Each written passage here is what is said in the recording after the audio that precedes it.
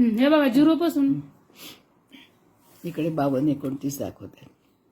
बरं, भागवतामध्ये ही जी आहे ही मलयध्वज नावाच्या पांड्य राजाची मुलगी, पांड्य देशाच्या राजाची मुलगी, आणि हिचं नाव कृष्णेक्षणा असं होतं.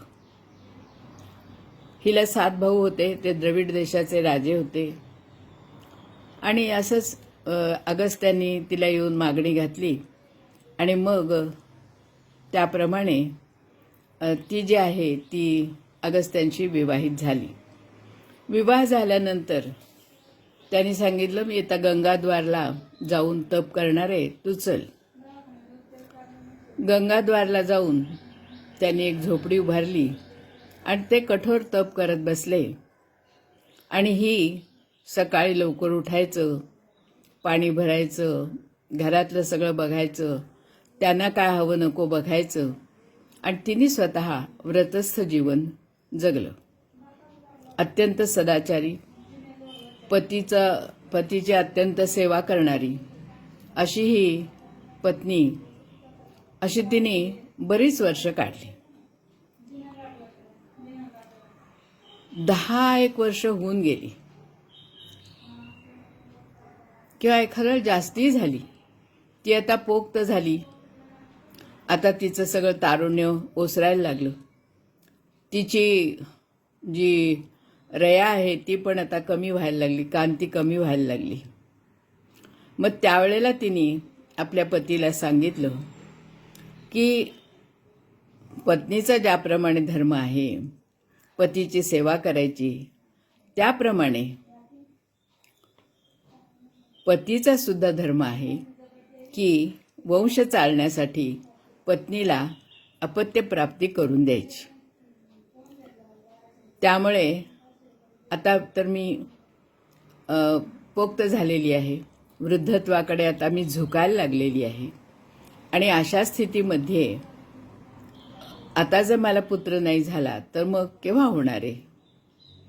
आणि ऋग्वेदामध्ये जे पहिल्या मंडलामध्ये मी म्हटलं 179 सूत्र तिचं आहे, ते तिचं, अगस्त्यांचं आणि अगस्त्यांची एक शिष्य आहे रती म्हणून, त्या तिघांचं मिळून ते सूक्त आहे.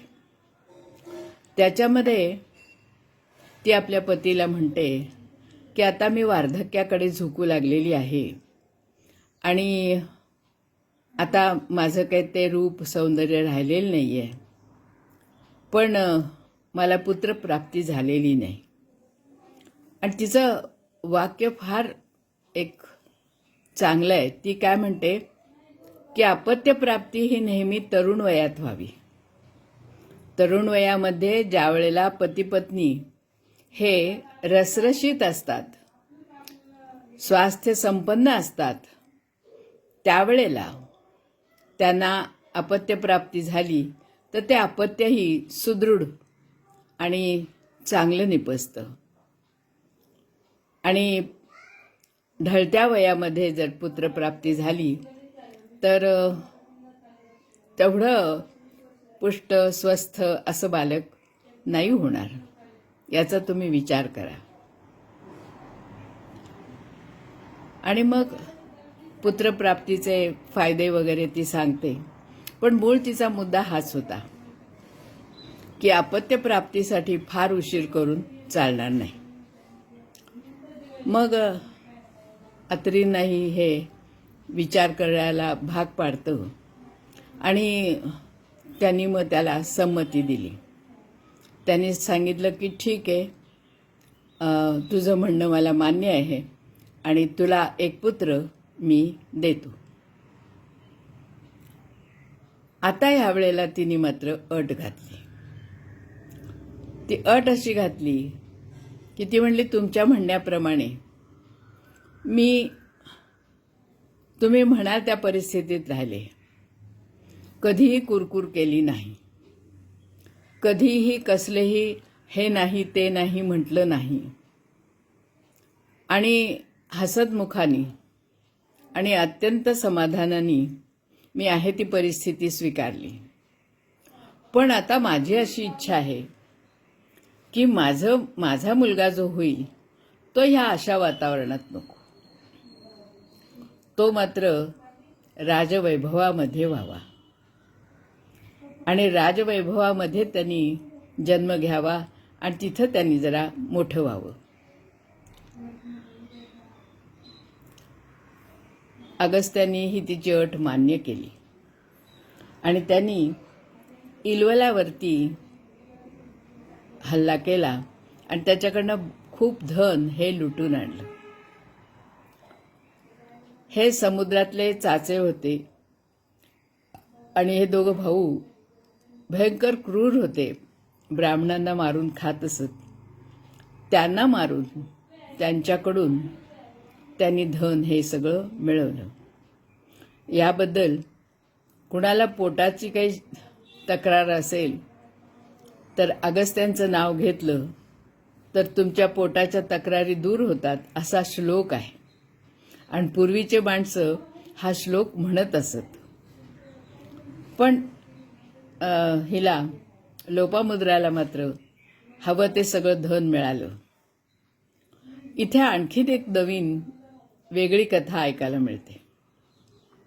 कुणी म्हणतं त्यांनी राजमहाल बांधला आणि तिला वैभवात ठेवलं. कुणी म्हणतात की त्यांनी एक विमान बनवलं आणि ते विमान जे आहे ते 3 मजली होतं. त्याला अनेक कक्ष होते, म्हणजे अनेक खोल्या होत्या, सज्जे वगैरे होते आणि त्याच्यामध्ये रत्न वगैरे जडवलेली होती. अत्यंत वैभव संपन्न असं हे विमान होतं, म्हणजे राजमहालासारखंच होतं. आणि हे विमान जे आहे ते कित्येक वर्ष आकाशामध्ये तरंगत राहिलं.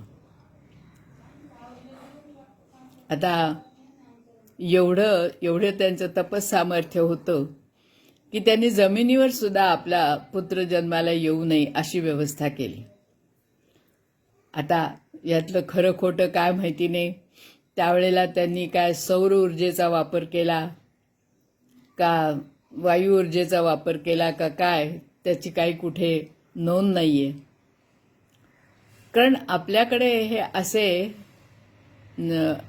ऐकायला येतात, पुष्पक विमान आहे किंवा अमुक आहे, आणि आपल्याला असं वाटतं हे सगळं काल्पनिक आहे म्हणून. आता आपल्याकडे अशी एक मंडळी तयार झाली आहे, एक ग्रुप तयार झाला आहे. इथे पण आहे आणि नागपूरला पण आहे. ते हे सगळे जे उल्लेख आहेत त्यांचं खरे खोटेपणा बघतात आणि त्याप्रमाणे त्यांनी काही प्रयोगही करून पाहिलेले आहेत. आता मला वाटतं 2-3 वर्षापूर्वी सायन्स एक सेमिनार झाला होता विज्ञानाचा. त्याच्यामध्ये नागपूरच्या लोकांनी जवळजवळ 20-25 प्रयोग ह्या जुन्या ग्रंथांच्या आधारावरती करून दाखवले. अगदी बॅटरी सेल वगैरे सुद्धा त्यांनी करून दाखवले.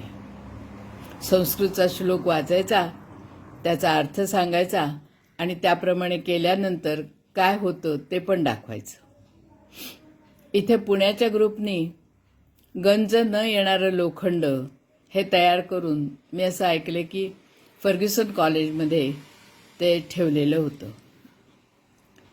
म्हणजे त्या काळी सायन्स अतिशय प्रगत झालेलं होतं आणि अगस्त्य ऋषींना सायन्सची चांगली जाण होती.